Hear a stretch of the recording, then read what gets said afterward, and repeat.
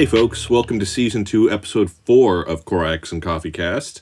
I'm your host, Pete Steele. And I'm your other host, Rick Hendricks. It has been a minute. I know we have kind of been not putting things out for a couple of months, and we do apologize, but we actually have some big announcements coming, and we're doing a lot of changes to the website to make it easier to use and navigate and just make it sleeker, and we're going to have some other things coming down the pipe. And while we've been away, that's a lot of what we have been working on. So appreciate your patience. Sorry we've been away, but new and big changes are coming, which we're excited about. Absolutely. Stay tuned. But today, as always, we're about bringing new people into the hobby. And we're about pushing back hard against that stereotype that board gamers and nerds are asocial beings. We have a few games today that we want to talk to you about, but before we get into that, we want to acknowledge our producer, Keegan King, and everyone else who's kind of behind the scenes that helps make Corax and Coffee.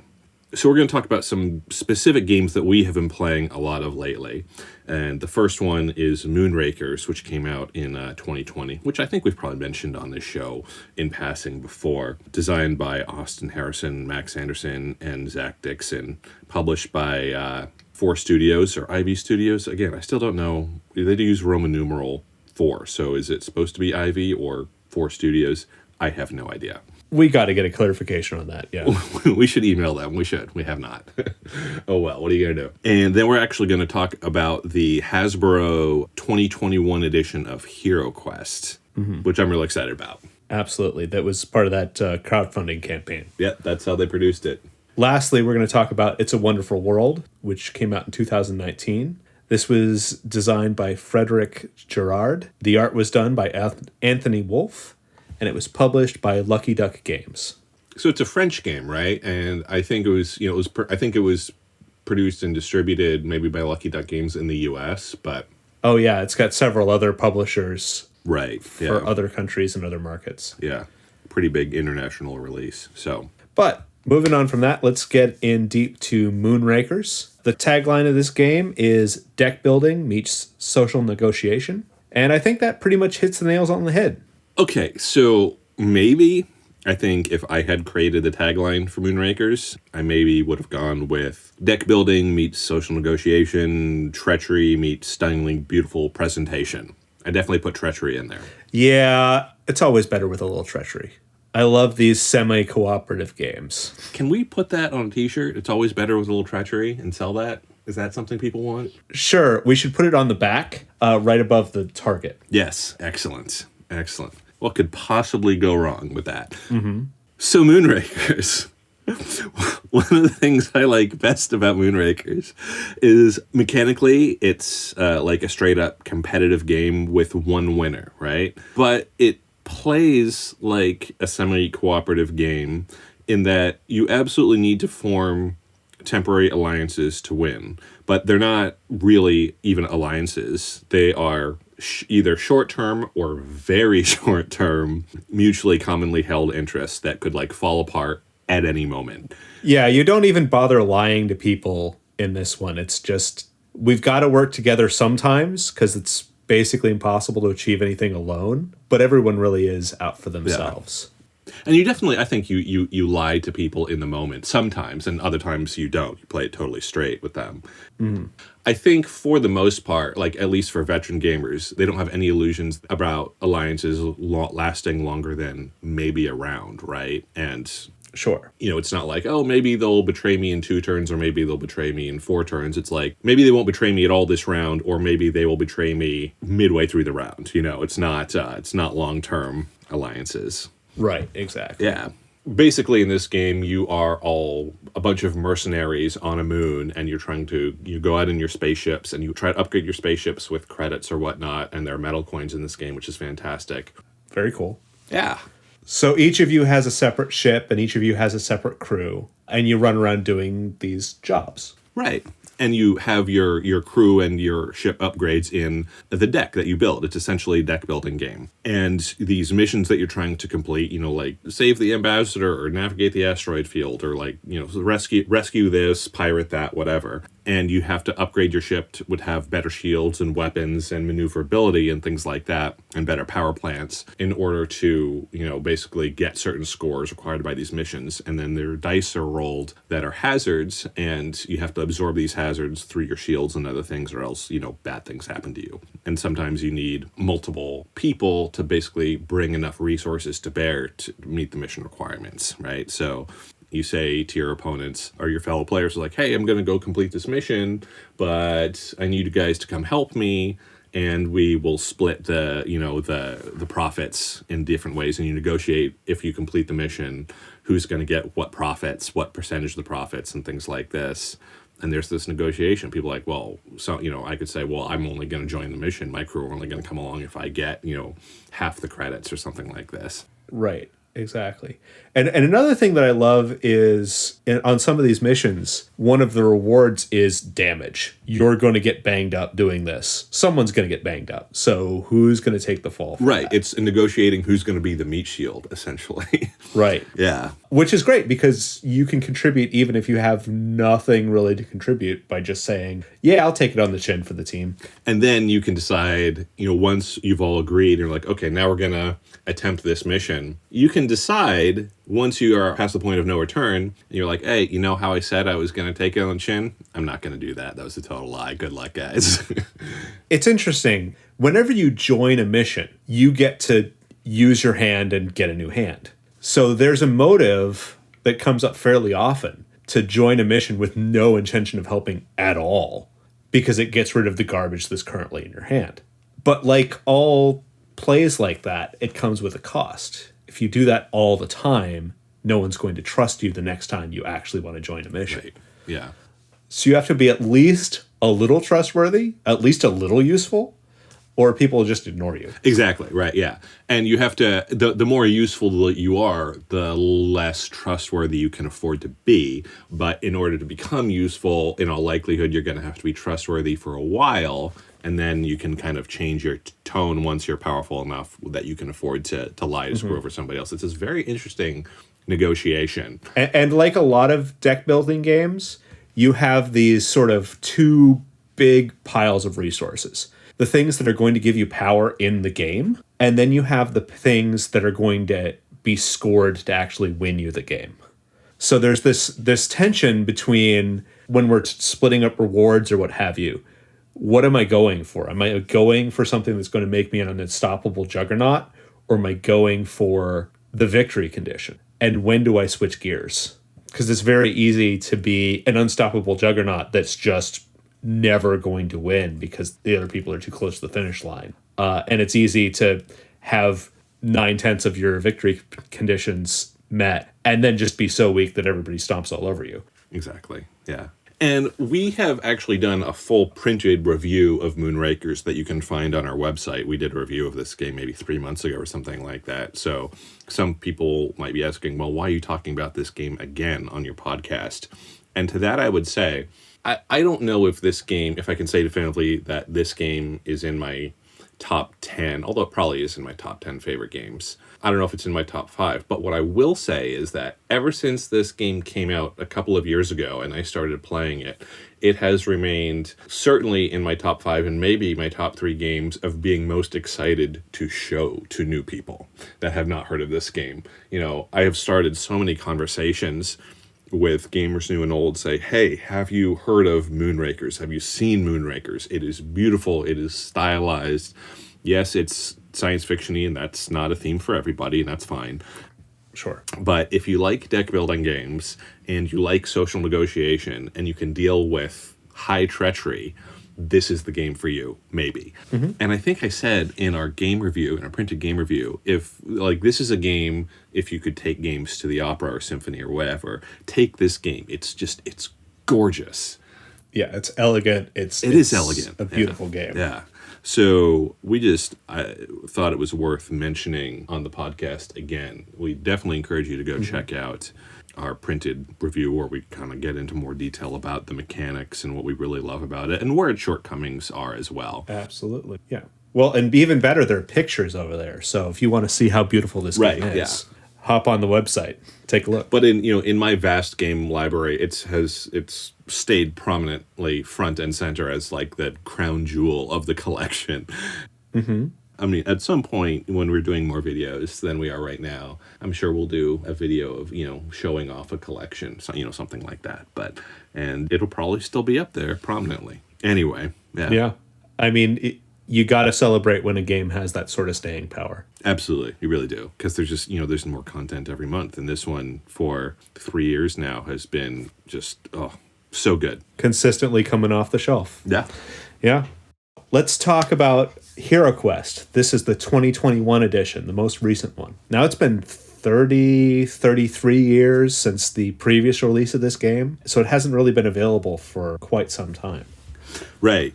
The original edition of Hero Quest came out in 1989. Just a little after yours truly. Yeah, right.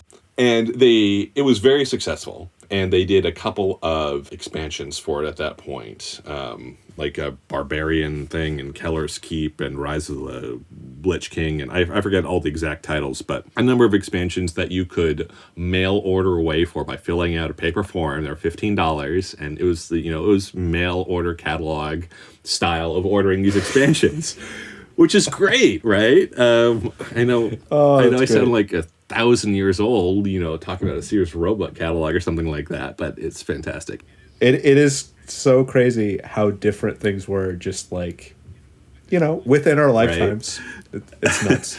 And then I think based off the success of the 89 release, they did like Advanced Hero Quest in 1991, which just tried to, deepen the rules and bring, more content and options. And that game, I think, also did really well, not maybe quite as well as the original. Yeah. I'm sure that, our views on Hero Quest are in no way unique, but they're ours, and we want to share a couple of them. Mm-hmm. We're not going to do a straight comparison between the initial edition of Hero Quest and the 2021 edition. Many people on the internet are doing that. That's great. We think that's important, but that's not what we're here to focus on. We want to focus on the new edition, and what it can offer. Exactly, yeah. I think, first and foremost, what the new edition offers is making this amazing game readily available to everyone again, because it has been impossible to acquire. You get it on eBay for like $600-700 because it's been out of print for 30 years, and now it's available again. Right. Yeah, now it's available again. It's an ability for a new generation of gamers to play essentially the same game that some of the older players have been playing and raving over for all this time. They've updated the furniture and the miniatures quite a bit, but the actual rules are very similar to what they were. So you have it standing here as this bridge between, 50-year-old gamers and 20-year-old gamers, where they can both love the same game and connect over that age divide. And I haven't done a straight rules comparison between the 89 and the 2021 rules. I'm sure, again, some people are certainly doing that. So I can't say authoritatively that the rules are 100% identical, like Rick, you were talking about, but I do know like they're at least 98% identical. Like it's the same game. Right. And a lot of more modern games of this genre are trying to bring in more rules, more realism, and more depth, which on the one hand is great. On the other hand, it makes it chunkier for new players to get into. Exactly. I can't tell you how many conversations I've had with experienced gamers, especially like one half of a couple, really experienced gamer who's been playing dungeon crawlers for decades and loves dungeon crawlers, and wants to get their significant other into Descent or Sword and Sorcery, or there are tons of other dungeon crawlers that are even crunchier than those, and their partners don't want to do it because of all of the crunch, Rick, like you were saying, right? Right. The dungeon crawler space is so flooded, right? There's so many options, good, good, decent, and terrible. But the good and decent ones are so good and wonderful, and kind of the one that's been put on a pedestal for 6 years now is, of course, Gloomhaven. Mm-hmm.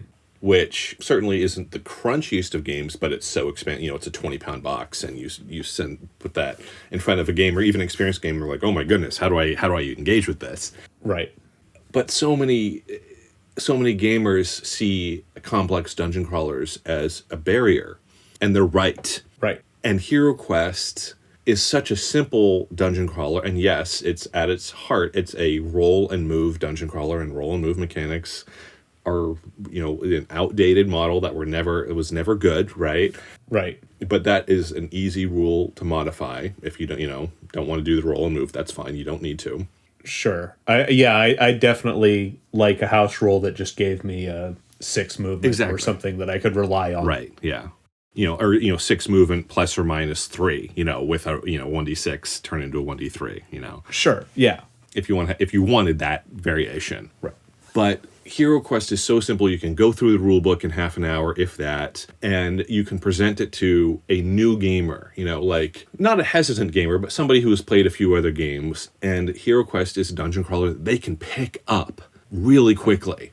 And you can present it to somebody who wouldn't be interested in playing a game of D&D with you. Exactly. Because it doesn't have all that many rules to get your brain around. And at some point, if there's 70 pages of rules, you might as well just be playing D&D. Right. Yeah. Which is great, but again, it's a very specific group of gamers who are willing to invest that much into a single game before they've even played it. And I will say that, all cards on the table, that Hero Quest, the 89 edition, was my gateway game into Dungeons and Dragons, as it was for so many people.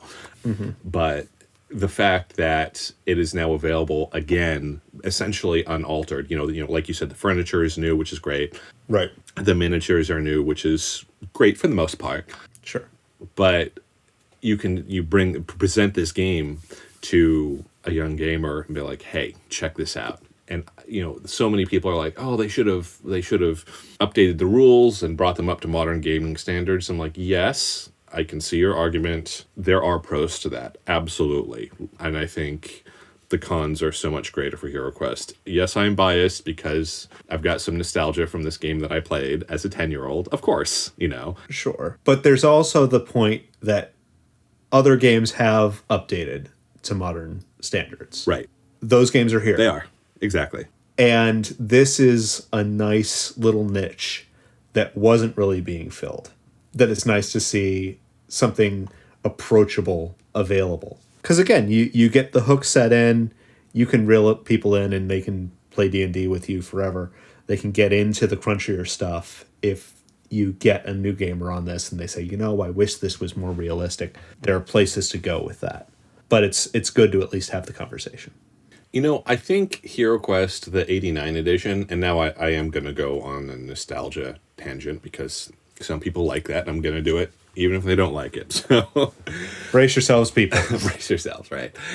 I think Hero Quest, the 89 edition, aka Hero Quest, might have been the first board game that I bought myself. If it wasn't the first, it was maybe the second or third. I might have bought Starfleet Battles or Axis and Allies for myself before that. I don't know, but I was one of the. But this is one you saved your allowance for. Exactly, yeah.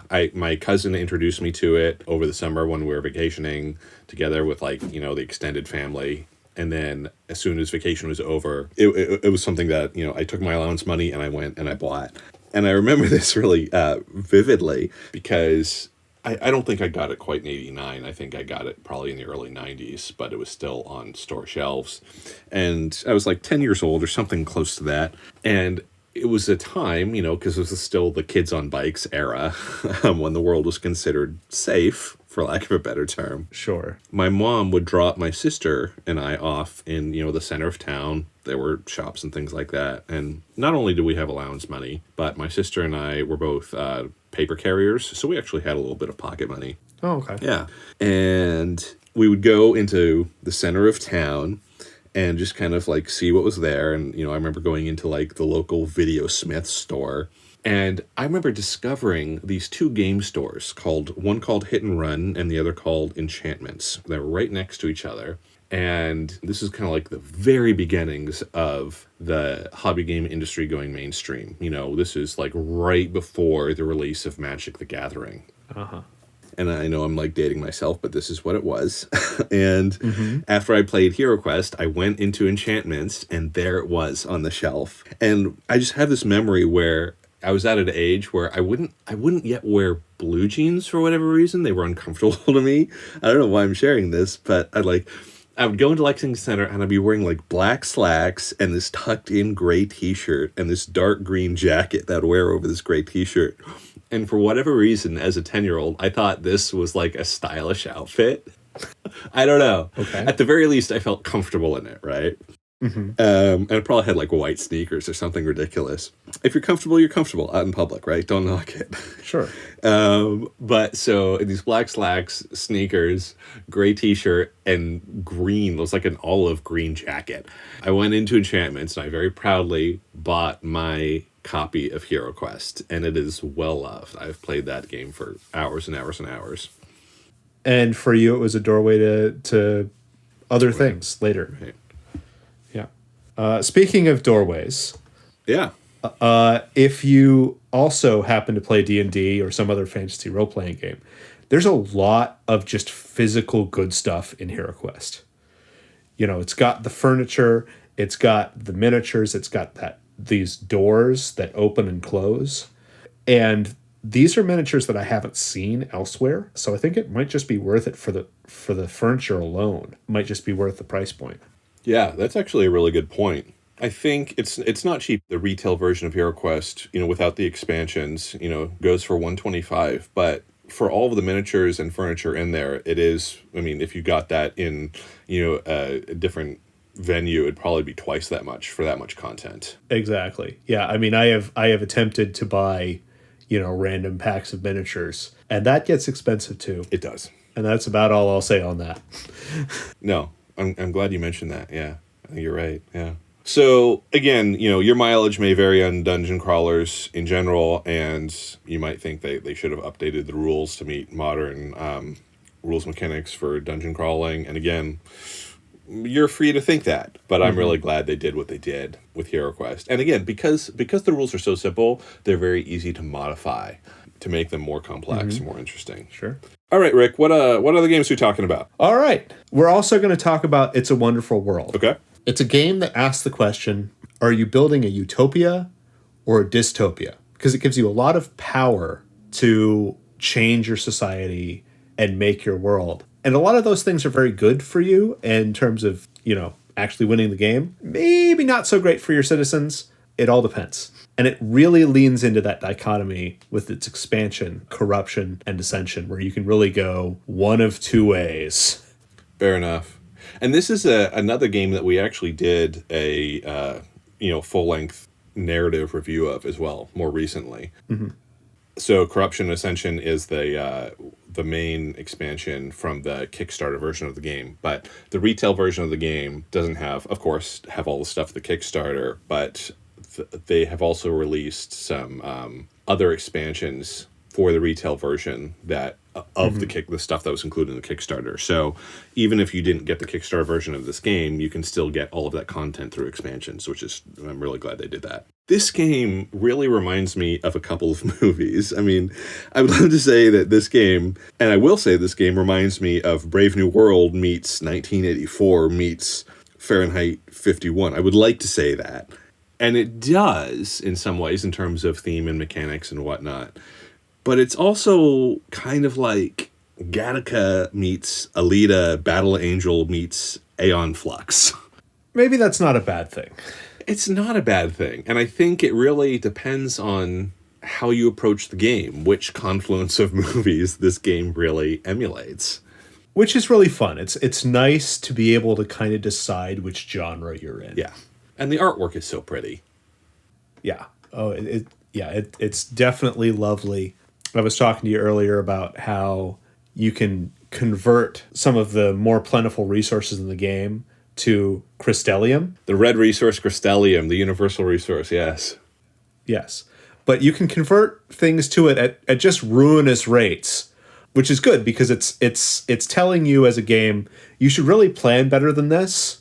But on the other hand, there is some place to go if you just have far too much labor. You aren't just stuck. And yeah, that's exactly right. It's a brilliant mechanic in that, like you said, it's a resource conversion of a ruinous rate, which makes you have regrets when you realize you've made poor decisions and had done poor planning. Mm-hmm. And you're like, oh, shoot, I should have done X and it's too late.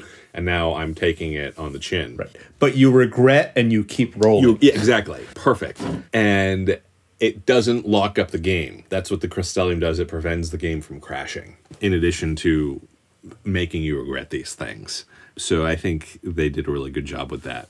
Interestingly, Frederick Gerard and I think Anthony Wolf, right? Yep. Yeah, they are Kickstarter. They just finished a Kickstarter of another game. I say just finished. I think it probably wrapped up 6 months ago. Of It's a Wonderful Kingdom, right? So It's a Wonderful World takes place in the not too distant future, just like Gattaca or Brave New World or whatever. Although I think Brave New World is... Or Black Mirror. Or Black Mirror. Or Black Mirror. Although I think, with 1984 and Black Mirror and Brave New World and Fahrenheit 451, all taking place in the not too distant future, I think we're there, to be honest. And that's all I'll say about that. But we are experiencing these things from these prophetic authors right now. Yeah. Man-made horrors beyond our comprehension. Anywho, if you'd like to escape those man-made horrors, Frederick or Friedrich, I don't know, I apologize, don't know exactly how to pronounce his name, and Anthony have given us an escape with It's a Wonderful Kingdom, this game that just came down on a Kickstarter a few months ago, and it takes you to a fantasy world of engine building. And I'm pretty sure that it's a two-player game only, so it's a dueling game, but it takes a lot of the same engine building mechanics and puts them into this fantasy world. And I thought about kickstarting the game, and I didn't, only because I don't have infinite money. You should really work on that. I should. I know a couple glitches. You should talk to me later. Feel free to donate or become a Patreon supporter so we can kickstart more games and talk about them. I think the game will do well enough, did well enough on Kickstarter that a retail version will be released, which I hope we actually will be able to pick up as a company and talk about in the near future. Sure. I'll keep my fingers crossed and we'll look forward to that. Fantasy's a bit more my jam anyway. Yeah, it sure is. It's good we're both here, right? Because I cover the science fiction and you cover the fantasy. So what else are we talking about, Rick? I think we're getting to the end here. I think we did it. All right. So it's really good to be able to come back swinging again, to use a sports metaphor. See, people, he made fun of me when I used that earlier, but now we're recording and he reaches right for it. Well, sports metaphors. What are you going to do? I never said I wasn't a hypocrite or a good user of sports metaphors, but what can you do? I mean, sports are games. Sure, yeah. And, sports are nothing more than kind of stylized and simulations of warfare. Mm-hmm. Okay, that's for... If you squint enough, baseball's a LARP. We're going to have to do that as a podcast with a title. If you squint enough, baseball's a LARP. I love it. Maybe season 4. Yeah. All right. Thank you all for listening, as always, to the Corax and Coffee Cast. Please do like and subscribe. Check out our website at www.coraxandcoffee.com. And please consider supporting us on Patreon or through a merch store. I'm your host, Pete Steele. And I'm your other host, Rick Hendricks. We really hope to see you at the table soon. Until next time, take care, all. Bye. What was your first game? When I was a kid, I loved Magic the Gathering. But when you tell your parents you want magic cards for your birthday in the 90s, this generally led to getting a magic set with a deck of cards. On the plus side, learning sleight of hand and how to pick cards ensured I didn't learn how to talk to romantic partners until I was well into high school. So I guess my parents saved me the embarrassment of dating until I was old enough for it to scar me. Thanks, guys. Anyway, it's nice to have confirmation that I wasn't the only one who was a total dork in my younger years. True solidarity was achieved thanks to Pete Steele and Rick Hendricks. I'm Keegan King, the man behind the curtain, still practicing self-working card tricks while I produce, edit, and make the music for this podcast. Special thanks to all our contributors who make this possible, and all the people supporting us by buying merch, joining the Patreon, and checking on all of our other content. We do unboxing videos, print and play games, written reviews. So pretty cool situation.